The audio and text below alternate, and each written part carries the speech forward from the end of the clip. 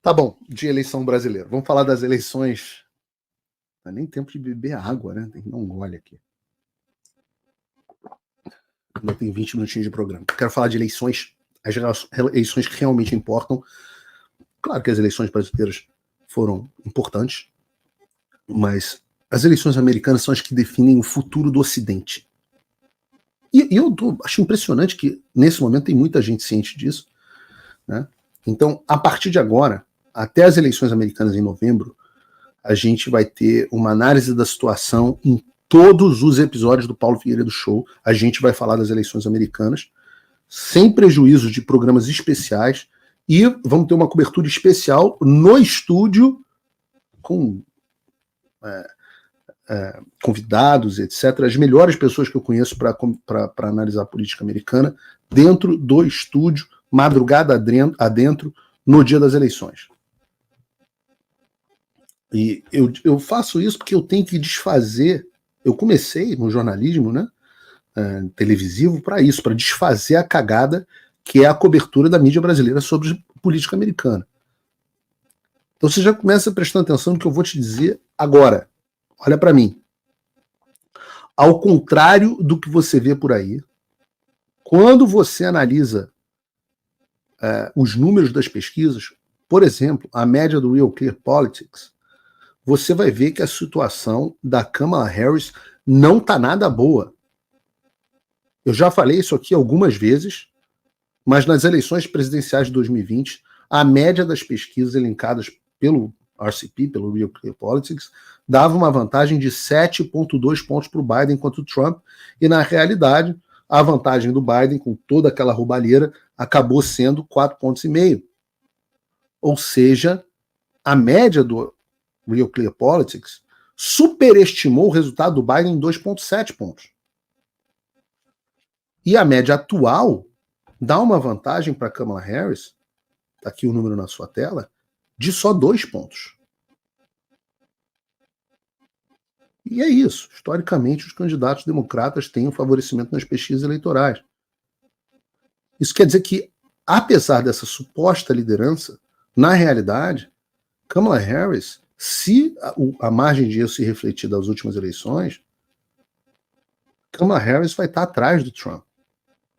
E eu volto a dizer, também vivo dizendo isso, que isso é em relação ao voto popular e não em relação ao colégio eleitoral. No colégio eleitoral, a estimativa é que Kamala Harris precisa ter de 3 a 4 pontos a mais nas eleições no voto popular para levar no colégio eleitoral. Ou seja, os números todos dão a impressão de que o Trump vai vencer. Você pega, por exemplo, só para pegar as 5 últimas pesquisas de cima para baixo, tá? Ou melhor, de baixo para cima. Você pega a pesquisa Emerson, Kamala 50 e Trump 49. Em 2020, essa mesma pesquisa, alguns dias antes da eleição, dava 5 pontos de vantagem para o Biden sobre o Trump. Ou seja, foi um instituto até bastante preciso. Errou por meio ponto, que quer dizer que, caso eles mantenham essa margem de erro, e óbvio que numericamente isso é impossível, o Trump e a Kamala estariam empatados no voto popular, o que significaria Trump eleito presidente no colégio eleitoral. A pesquisa do New York Times e Siena dá Kamala 49 e Trump 46. Essa mesma pesquisa, em 15 de outubro de 2020, dava para o Biden uma vantagem impressionante de 9 pontos. Então essa é uma pesquisa, uma margem de erro de 4,5 pontos, que significa que o Trump estaria bem à frente da Kamala. Se a margem de erro for mantida nessa pesquisa, em favor, né, em desfavor do Trump, ele vai estar muito frente à Kamala. Tem um número que eu acho interessante, e esse é o ponto aqui de atenção e um pouco de preocupação. Eu sempre falo para vocês, quem me acompanha há muito tempo sabe disso, que há um instituto que eu gosto muito, que eu acho eles muito precisos, que é o TIP, Issues and Insights, e TIP, que dá uma vantagem para a Kamala de 2 pontos sobre o Trump. E há 4 anos, o mesmo TIP dava 4 pontos de vantagem para o Biden sendo uma das únicas pesquisas que subestimou ou praticamente acertou o desempenho eleitoral democrata. Então, nesse cenário, é o único cenário em que a Kamala Harris continuaria na vantagem no voto popular. Talvez, se esse instituto estiver preciso, ainda assim, com 2, 3 pontos, ainda assim a vitória do Trump é provável no colégio eleitoral. Mas esse é um ponto, sem dúvida nenhuma, de atenção. Pega o Yahoo News, que faz a pesquisa em parceria com o YouGov, 47 para a Kamala e 47 para o Trump. O Yahoo News não fez pesquisa em 2020, mas o YouGov fez, sempre dando uma vantagem desproporcional para os democratas. Você está mostrando empate aqui, é vitória do Trump. Pega Reuters Ipsos, dá uma vantagem para a Kamala de 2 pontos.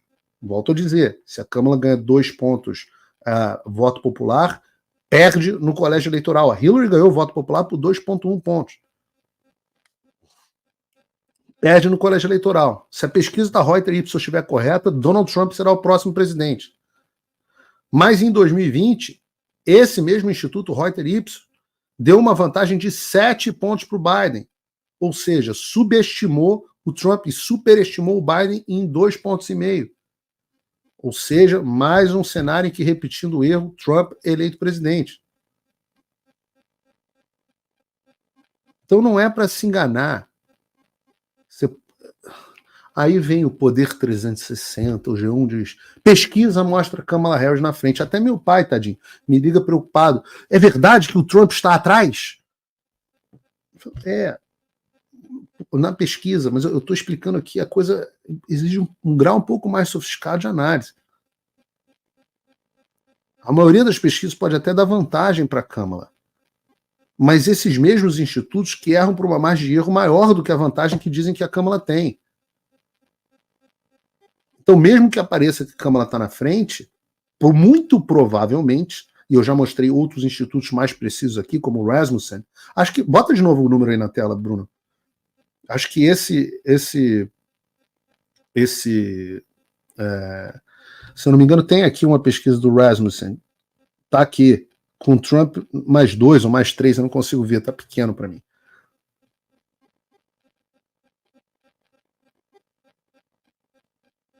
E não é só chute do Paulo Figueiredo, você pode achar que o Paulo Figueiredo está sendo otimista. Eu estou olhando os números. Você tem o mercado de aposta confirmando essa tendência.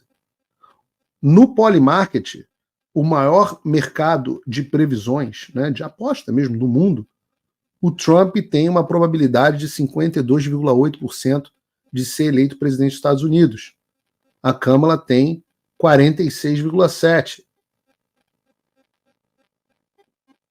Aproximadamente 6,1 pontos de vantagem na probabilidade do Trump vencer. E é claro que isso acende um alerta vermelho no Partido Democrata. E você não precisa acreditar em mim. Ouça você mesmo o que a Hillary Clinton está falando. Forms, whether it's Facebook or Twitter X or Instagram or TikTok, whatever they are, if they don't moderate and monitor the content, we lose total control. And it's not just the social and psychological effects, it's real harm. Prestem atenção. Essa é uma das maiores cobras, uma das maiores raposas, uma das maiores macacas velhas da política global. Uma das maiores. E reparem o que ela está dizendo para você.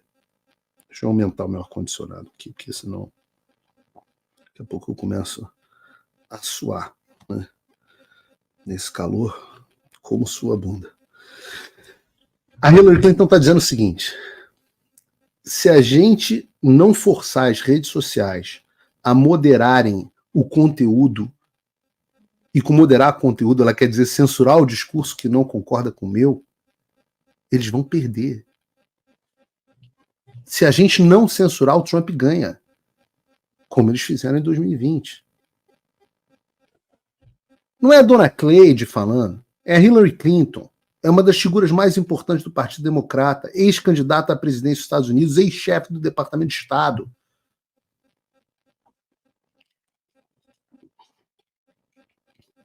E o que ela está dizendo, se pegar o texto e colocar na boca do Barroso e do Alexandre de Moraes, é o mesmo texto.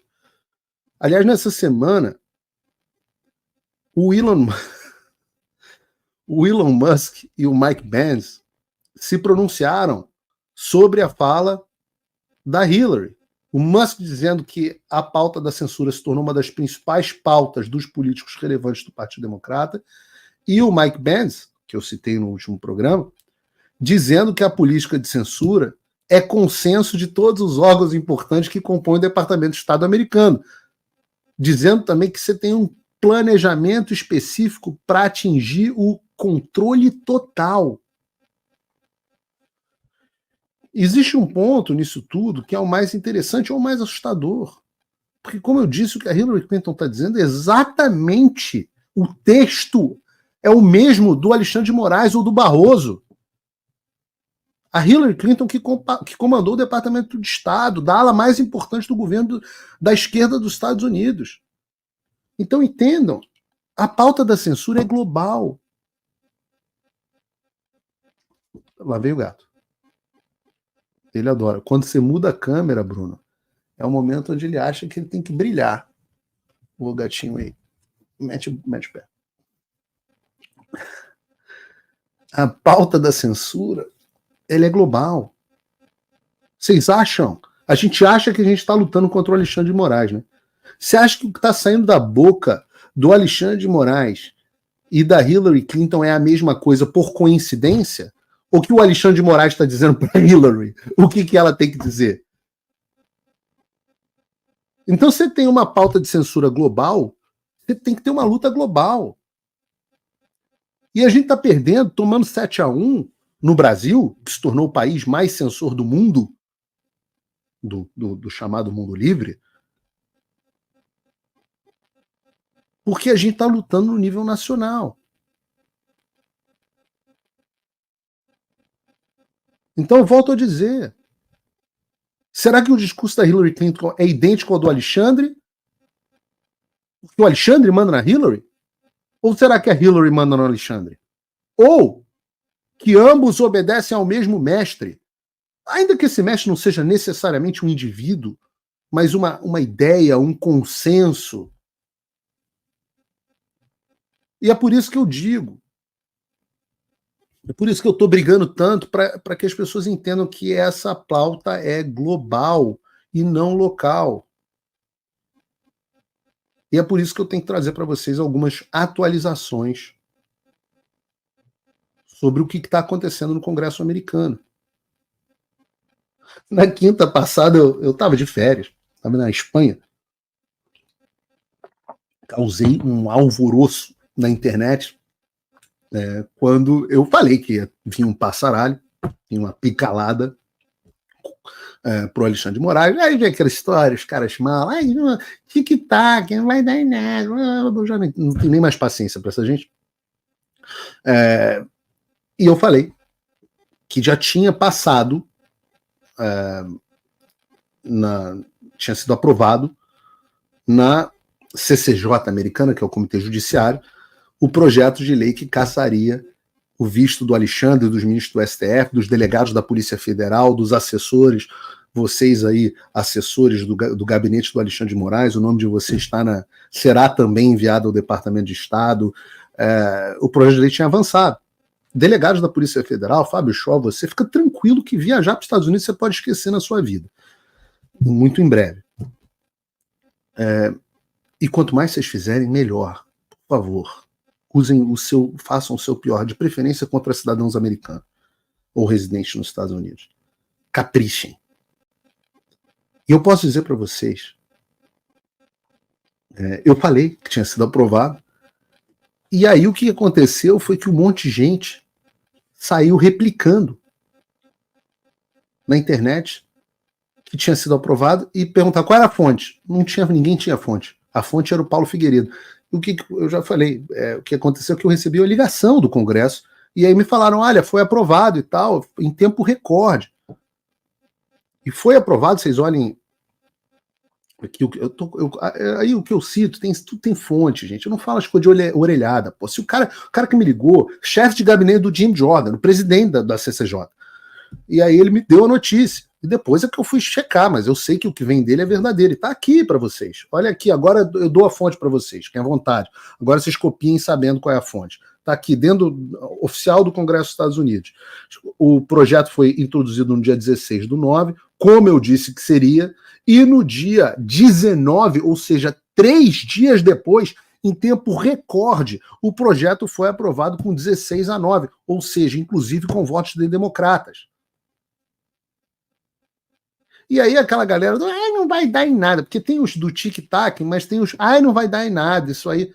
Você tem que aprender. Nos Estados Unidos, a bagunça não é essa esculhambação do Brasil.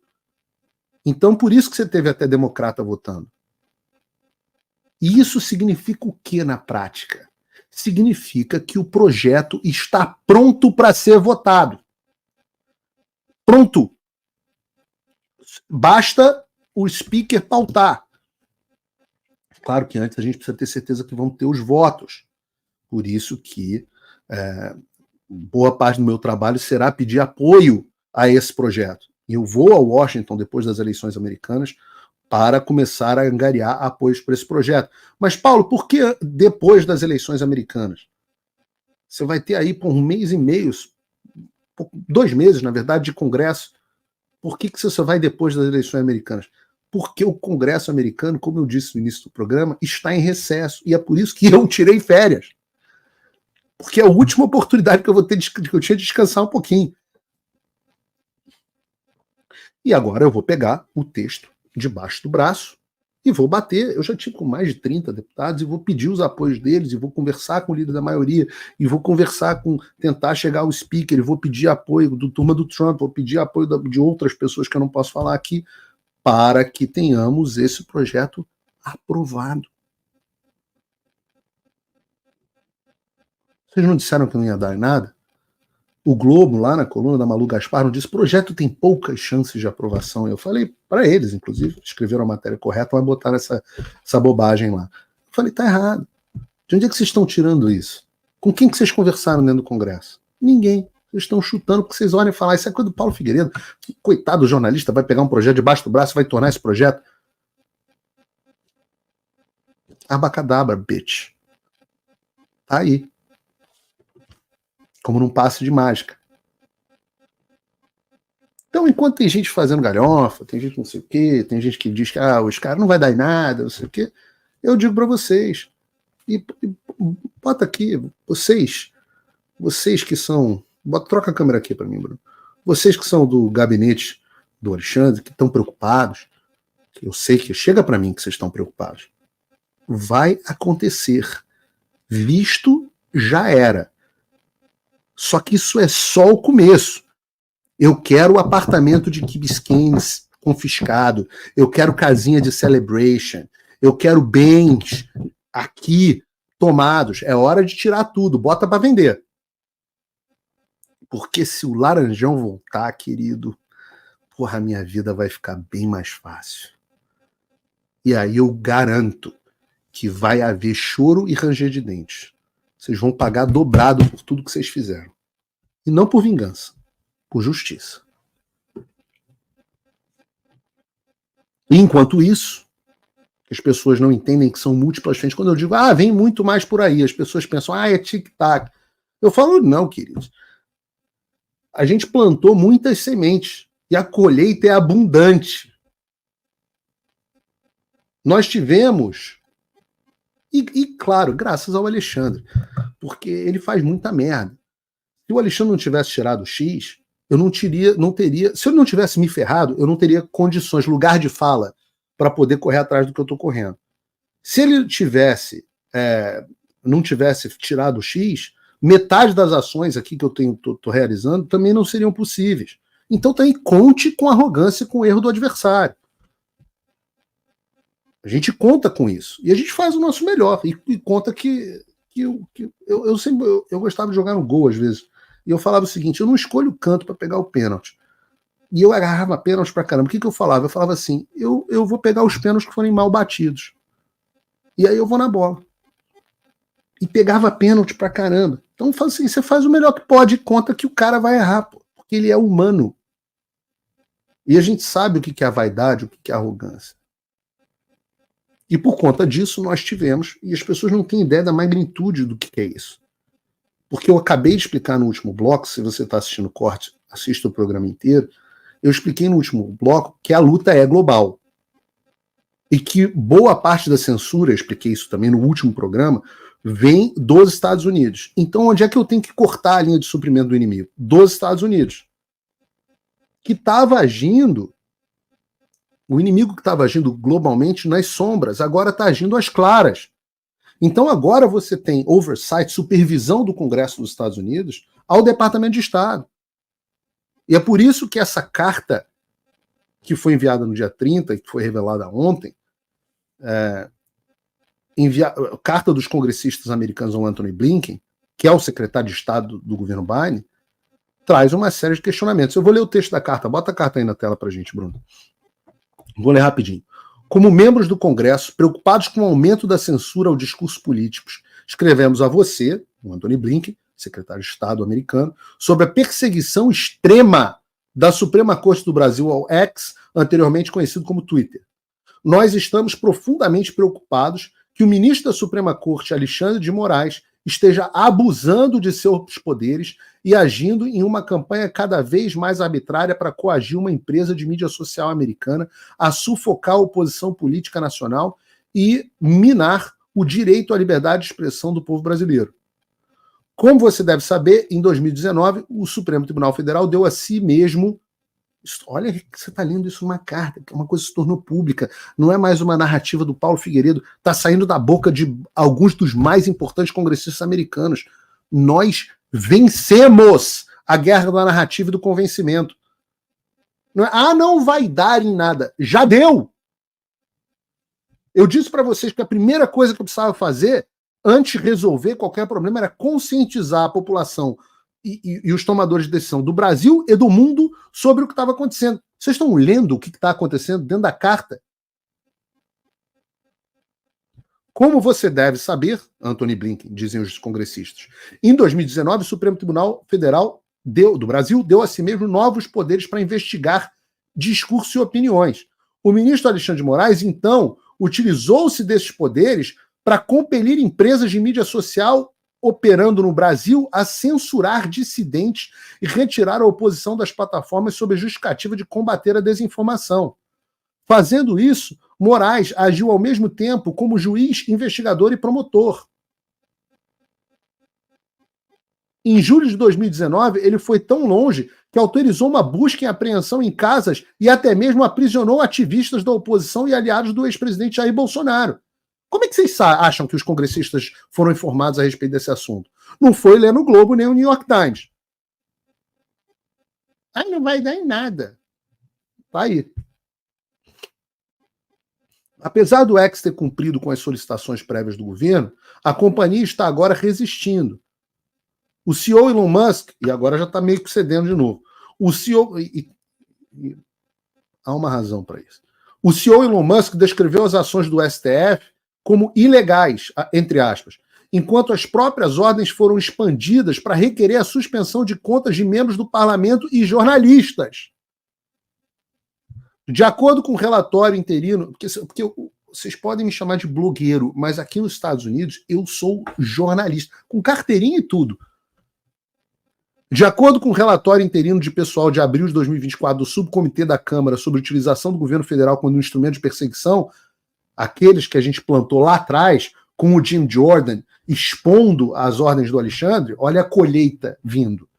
Essas, abre aspas, ordens de censura tinham como alvo especificamente críticos do governo brasileiro.